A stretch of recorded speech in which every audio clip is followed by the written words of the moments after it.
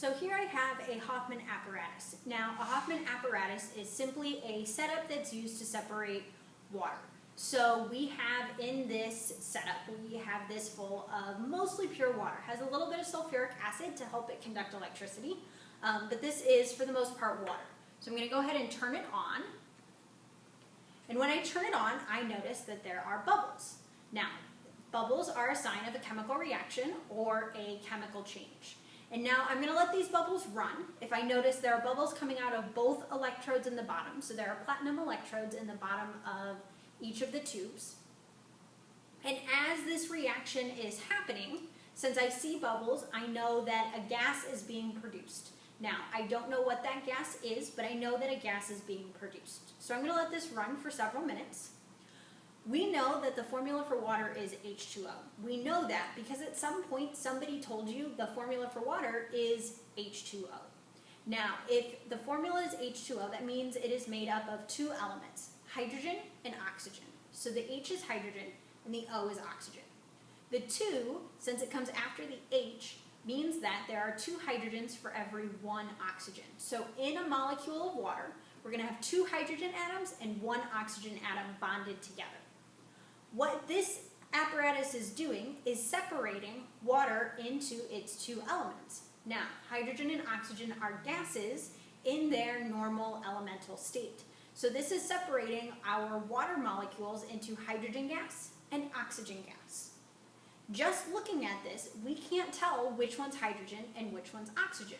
But we're going to let this run for several minutes, and then hopefully we'll be able to tell.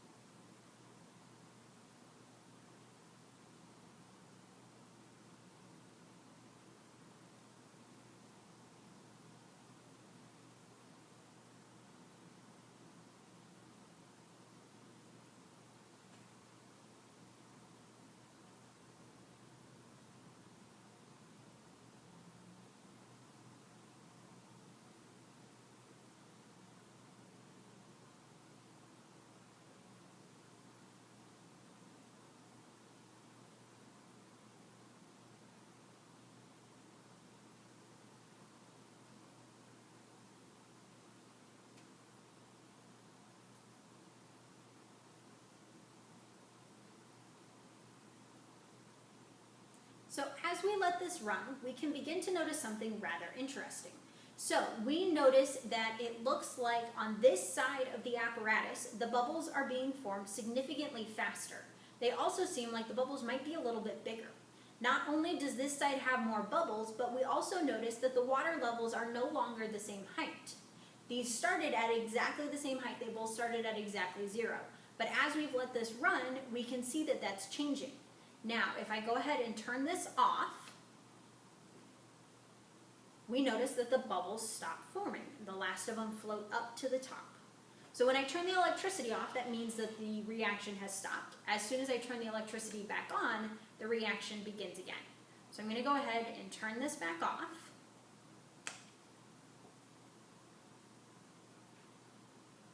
One of the really nice things about this particular Hoffman apparatus is that each side is graduated. Graduated simply means it's marked with the volumes. So I'm going to go around front so I can look at the volumes.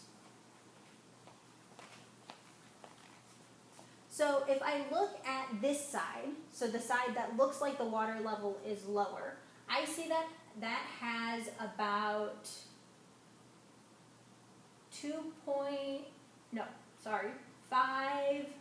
5.5 milliliters of gas. And if I look on this side has about 2.5 milliliters of gas. So this one is a little bit, I think that one's a little bit more than 5. So if I look at both of these, there is twice as much gas produced in this side of the apparatus as there is in this side. And if I let this run longer, it's going to become an even more dramatic difference.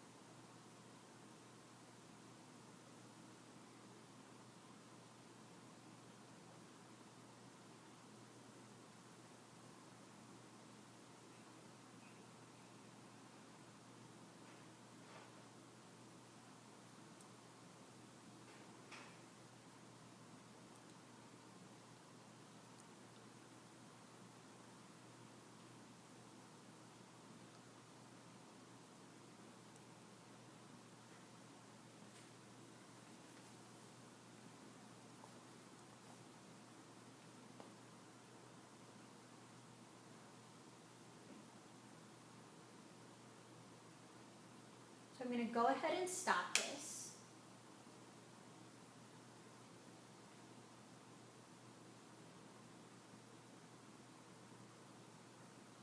And now that there's even bigger of a now that there's an even bigger difference, I can see that in this side I have 10 milliliters of gas, and in this side I have 5 milliliters of gas. So it looks like it's exactly a 2-to-1 ratio. Now, we said that the ratio of hydrogen to oxygen was a 2-to-1 ratio in the formula for water. But we still don't know for a fact that it is a 2-to-1 hydrogen to oxygen ratio. All we know is that we separated the water and we see twice the amount of one gas as the other. So we're actually going to test these.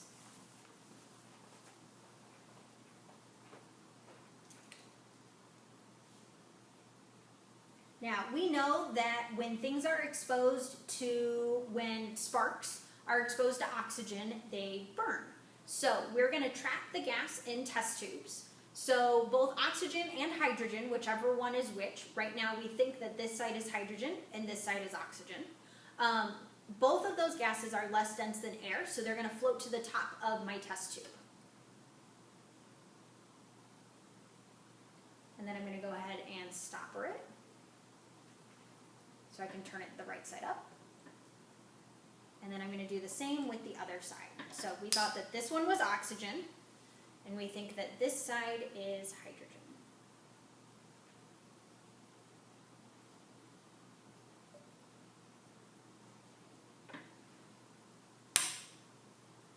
So I'm going to test this by exposing both sides to flame. Now, the oxygen, we said, if we expose it to just a spark, it should burn. So what I'm going to do is use something called a glowing splint, which is really just a piece of wood or a splint that we've lit on fire.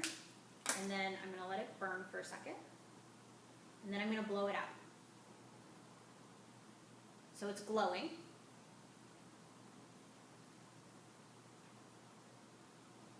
And then when I put it back into the test tube, for a second it caught back on fire, and so it glows just a little bit more. So the fire didn't last for very long, but it did catch back on fire there for a second. So this side of the Hoffman apparatus was in fact oxygen, which means that the other side should be hydrogen. Now when hydrogen is exposed to a flame, we should have a little explosion.